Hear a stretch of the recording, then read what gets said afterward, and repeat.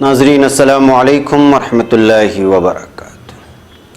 सीधी बात के ताज़ा तरीन प्राइम टाइम में आप लोगों का इस्तकबाल है। मैं अंसार अजीज़ नदवी आज आप लोगों के सामने और भी कुछ ख़बरें रखूँगा, जिसमें ऐसी ख़बरें आ जाती हैं नाजरीन की जिन ख़बरों का इज़हार आप लोगों के सामने रखना ज़रूरी होता है, और मज़लूम के तय आवाज़ उठाना और ज़ालिम के ख़िलाफ़ आवाज़ उठाना लाजमी बन जाता है बास मौक़ों पर।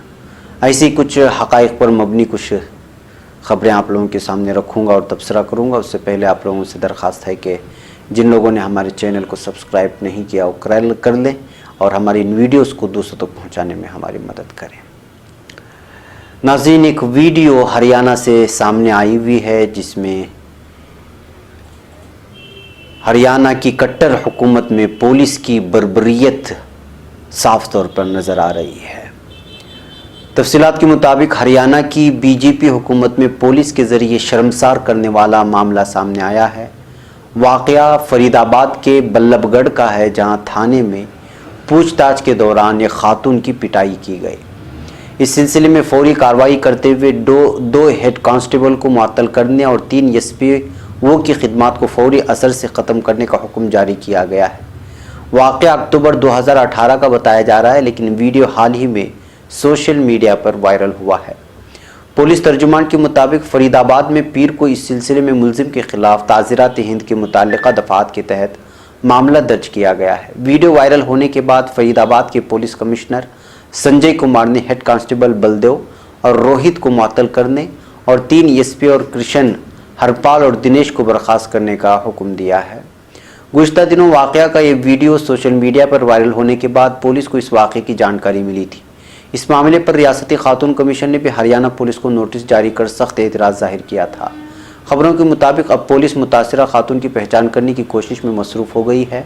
पुलिस का कहना है कि मुतासिरा से राब्ते की कोशिश हो रही है और आगे की जांच के लिए खातून का बयान रिकॉर्ड किया जाएगा। वाज़ेह रहे कि गुज़िश्ता साल अक्टूबर की इस वायरल वीडियो में आदर्श नगर थाने में पुलिस एहलकारों ने पूछताछ के नाम पर खातून की बेल्ट से पिटाई की थी और नाज़ेबा अल्फाज का इस्तेमाल भी किया था। ये मेरे पीछे चल रही वीडियो में उस मंज़र को आप देख सकते हैं कि किस तरह पुलिस वाले खातून को घेरे हुए हैं और कुछ सवालात करते हैं और जवाब ना देने पर या फिर जवाब ठीक से ना देने पर उसको जो है पीटते हैं और बुरी तरह से पीटते हैं। बहरकैफ नाज़रीन, ये है हरियाणा की हुकूमत, पुलिस का वो चेहरा जो कभी कभी सामने आ जाता है, उसकी जुल्म बर्बरियत का। सिर्फ हरियाणा पुलिस का ही नहीं, हमारे कर्नाटक में भी ऐसे कई वाक़यात पेश आए हैं जुल्म बर्बरियत के, और यूपी में भी पुलिस की जुल्म बर्बरियत की इस तरह के वाक़यात सामने आते रहते हैं, जिस बात को लेकर के जो है बिलखुसूस आवाम में वैसे भी पुलिस बदनाम है, और जब इस तरह की वीडियो सामने आ जाते हैं तो वो और भी जो है बदनाम हो जाते हैं और बहुत बुरी तरह जो है पुलिस बदनाम होती है। बहरकैफ नाज़रीन, एक और न्यूज़ नई दिल्ली से आई है। मारूफ माहिर अमराज निस्वां और कलमकार डॉक्टर अरुण गुदरे को दिल्ली के कनॉट पैलेस में मुबैना तौर पर कुछ नौजवानों ने घेर कर उनसे उनका मजहब पूछा और फिर जय श्री राम के नारे लगाने के लिए मजबूर किया।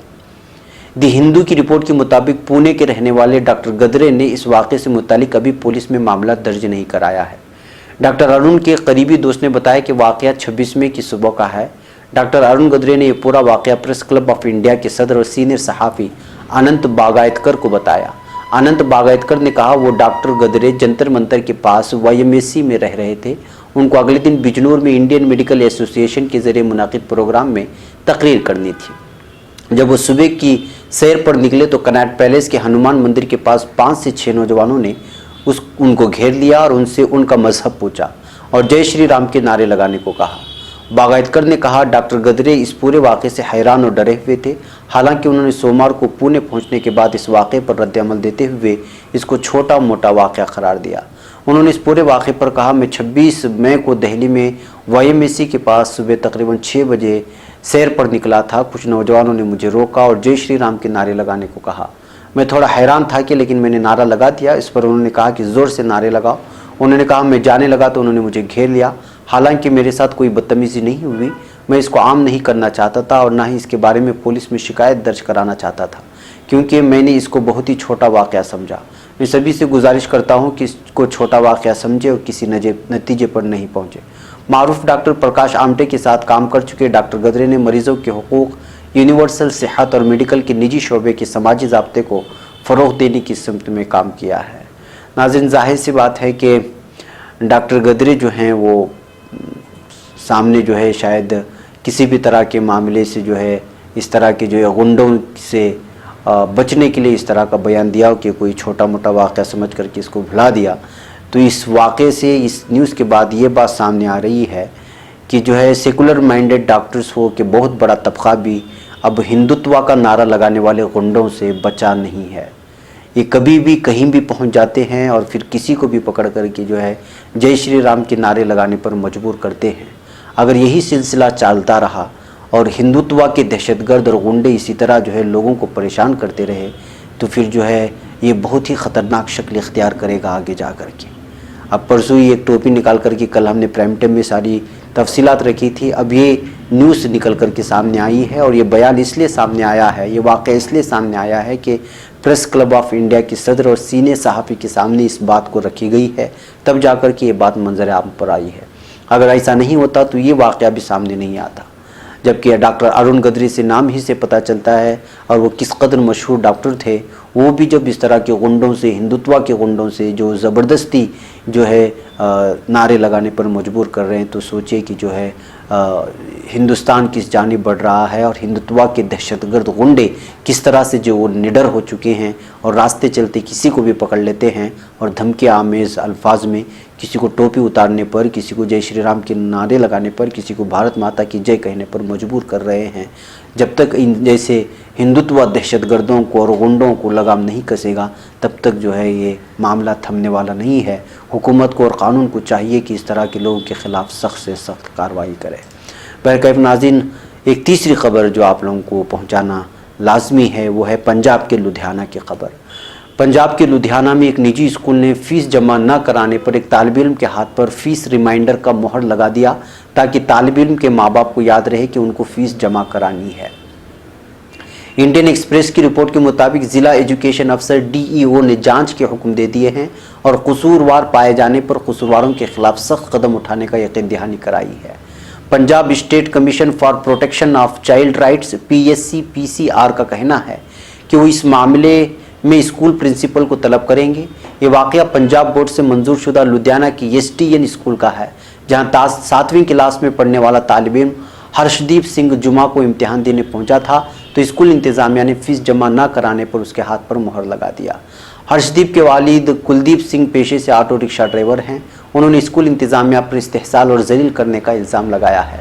उन्होंने कहा कि जैसे ही उनका बच्चा घर आया उसने अपने हाथ पर लगी मुहर को दिखाया। कुलदीप ने कहा कि टीचर को फ़ीस रिमाइंडर के लिए इस तरह हाथ पर मुहर लगाने के बजाय कागज़ का इस्तेमाल करना चाहिए था। कुलदीप ने बताया इसका यानी उनके बेटे का इम्तिहान था, इसलिए उसके पास बैग, नोटबुक और डायरी थी। टीचर को इसके हाथ पर मुहर नहीं लगाना चाहिए था। वो मेरे बेटे के साथ ऐसा नहीं कर सकते। हालांकि स्कूल प्रिंसिपल शमा दगल का कहना है कि बच्चा हाथ पर हल्का टैटू लगवाने की जिद कर रहा था, इसलिए टीचर ने उसके हाथ पर मुहर लगा दिया। टीचर्स का इल्ज़ाम है कि बच्चे के वालिद ने स्कूल स्टाफ के साथ बदसलूकी की थी।